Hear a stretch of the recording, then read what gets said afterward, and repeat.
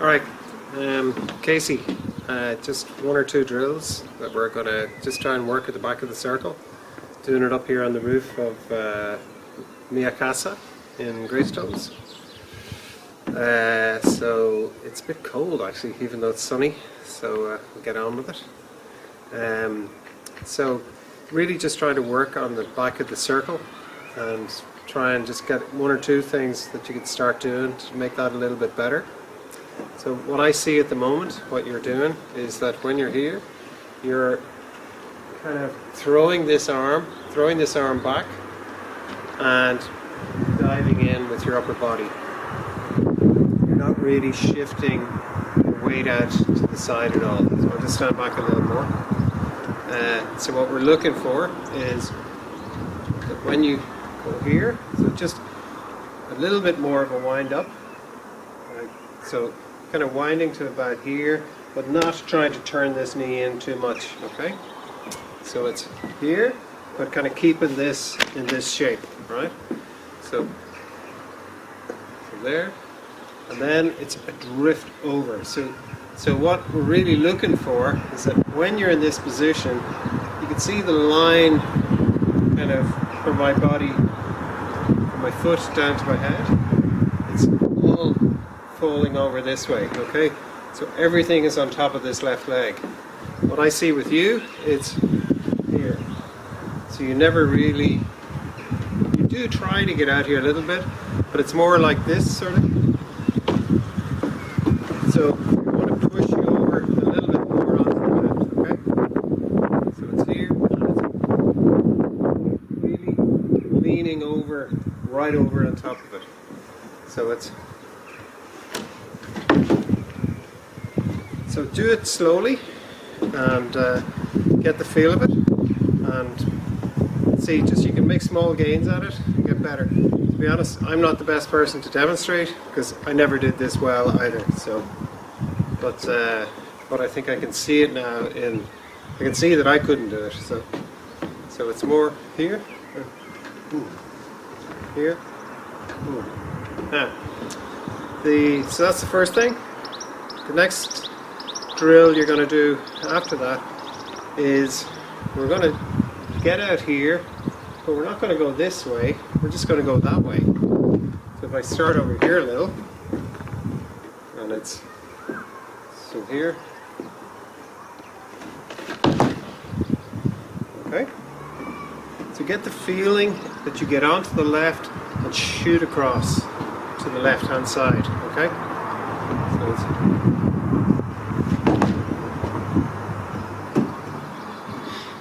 try and make this right leg much more active.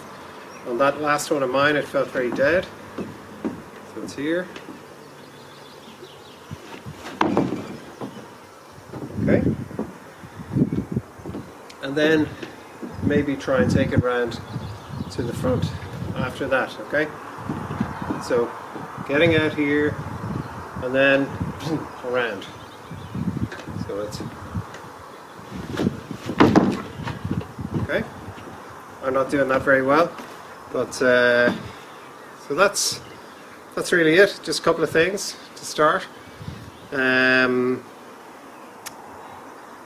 one or two other things you can think about. Maybe if you just start with those, get a little bit more weight off onto the left. When you have more weight onto the left, you'll find that you can push off it harder as well. So that's it for the moment.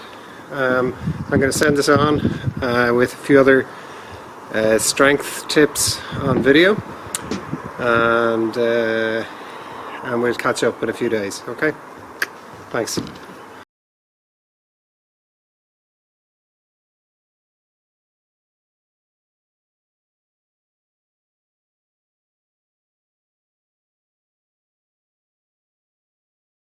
I mentioned the contralateral slings yesterday. Contralateral being diagonally opposite. So left foot to right hand, right foot to left hand.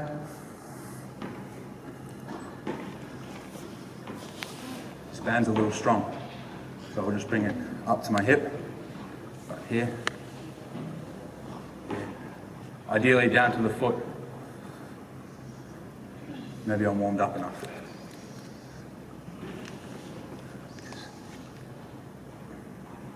Similar thing to what Vestine's saying, it has to go, the thing that's going to break this is my left side wants to collapse to shorten the band, so I have to work this way to allow me to work this way. I have to work this way to allow me to work this way. This is where the speed comes in. This is our longest line of force production. Fascially, this is where we get our bounce from and our speed. But I can't do this unless I maintain the integrity of my posture. Does that kind of make sense? This is my chassis.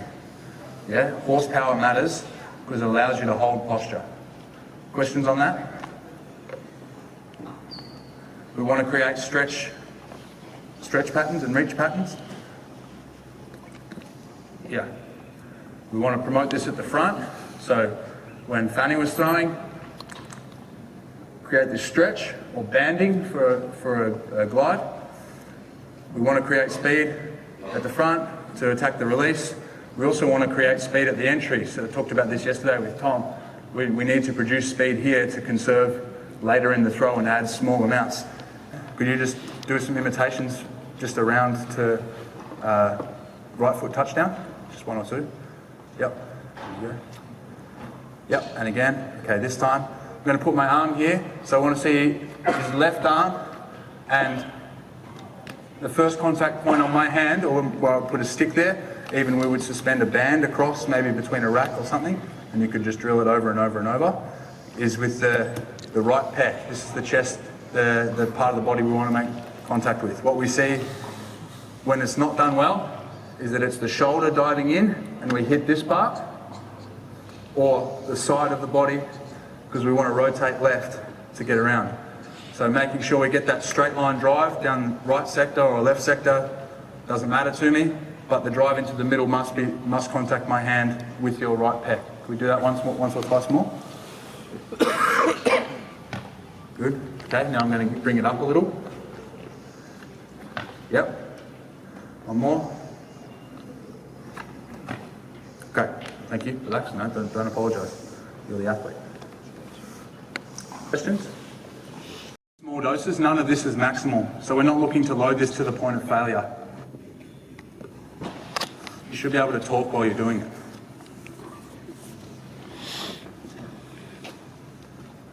Hammer exercises. Posture is key.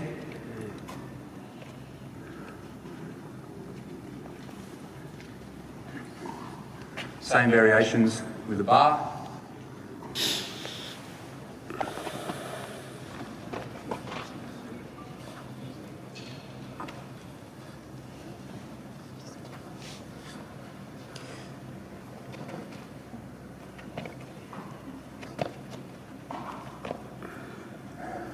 Okay.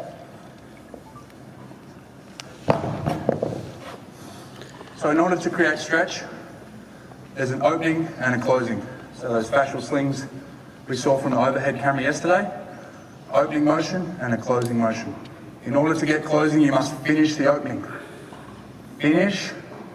If you get here, you won't get the energy return, therefore you have to kick hard. If you just finish and maintain posture, you get free energy. You get free energy. Long lunge. Two hands together. Yep, hold the rope. Okay, so you're going to rotate towards me and then pull as hard as you can to rotate this back around. All right, 3, 2, so I'll come with you again. So let's go again. So 3, 2, try and get your hands right the way around. 1, and return. Okay, I'll give you a bit more. Let's go. 3, 2, 1, and return. Notice every time as this fascia warms up, I'm coming a bit further around. So this contralateral sling is getting really challenged. Yep, let's go. And if you wanted to cheat this, the importance of posture, just give him a cue. So keep the reach pattern through the crown of his head. Last one. 3, arms straight. 2, 1. So thank you, mate.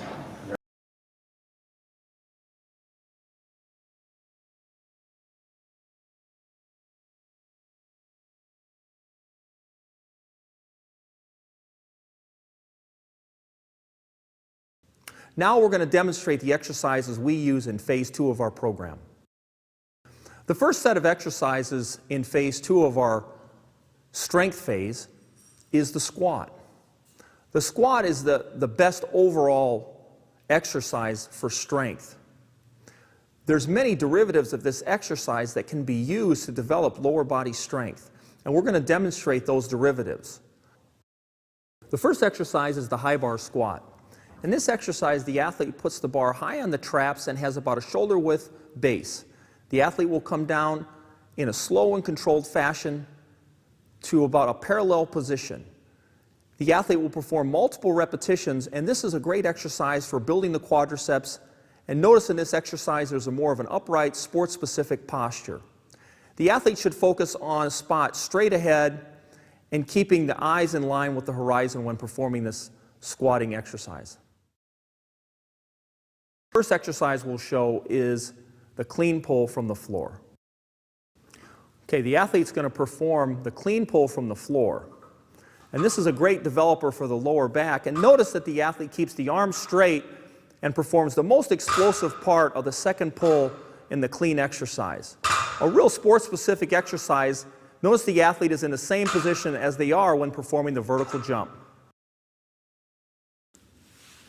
The high pull can also be done with a snatch grip. And performing these exercises from the floor helps really develop power in the lower back and stability that's important for the later, heavier exercises that will be performed from the mid-thigh and from the knee.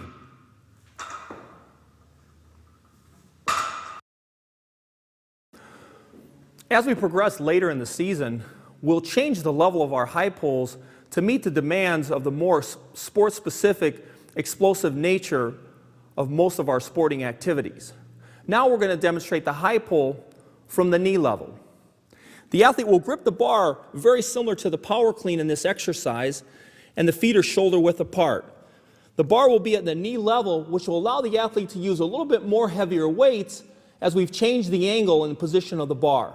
The athlete will perform an explosive shrugging motion where they come up on the toes and keeping the arms straight.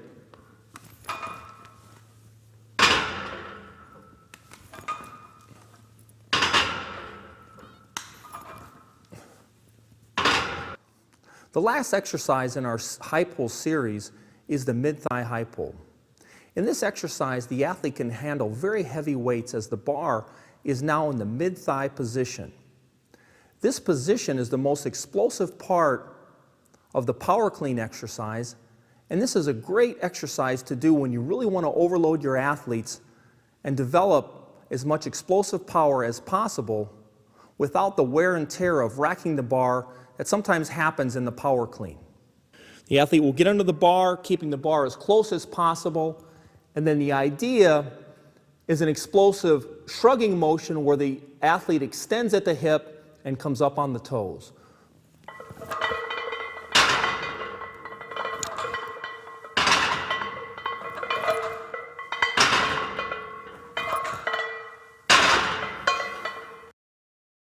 The Olympic lifts and their derivatives are a very important part of the strength power phase. The power clean is the first exercise we'll demonstrate.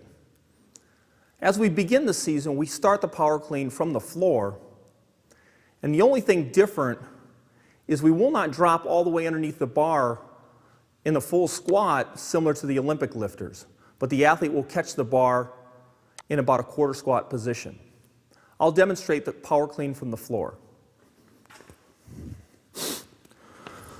When the athlete comes up to the bar, you want to get about a thumb's distance from the smooth part of the knurling. The bar will be over the first eyelid of the shoe. As you grip the bar, you'll drop the hips and you'll raise the head as you start to get underneath the bar. At this point, you're going to push your feet in the ground as you lift the bar off the ground. And then you'll rack the bar, catching it in a position of about a quarter squat.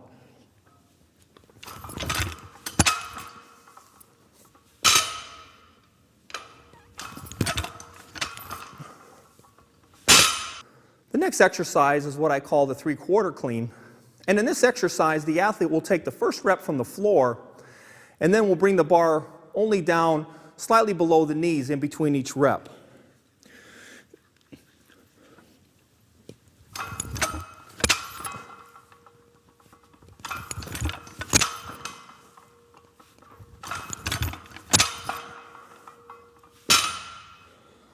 In the hang clean, athletes can handle very heavy weights because the range of motion is a lot less than the power clean from the floor. And in this exercise, the athlete is in a very athletic position for a very explosive exercise. You can build a lot of power performing hang cleans with your athletes. And this is a very good exercise for developing sport-specific explosiveness.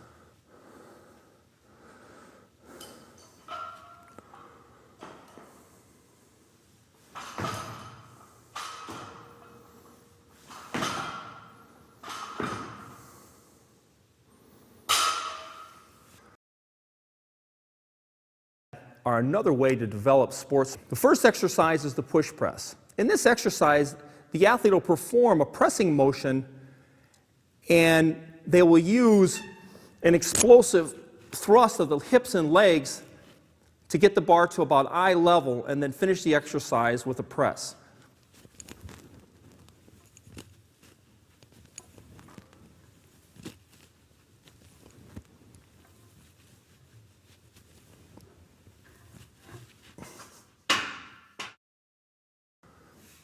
The push jerk is a more explosive derivative, as now the athlete will not only dip drive and push the bar off the bottom, but now they'll explosively jump under the bar.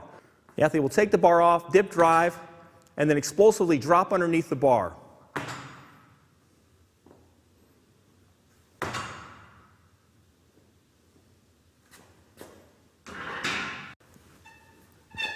To make this exercise even more explosive, the athlete could split the feet and perform what we call the split jerk.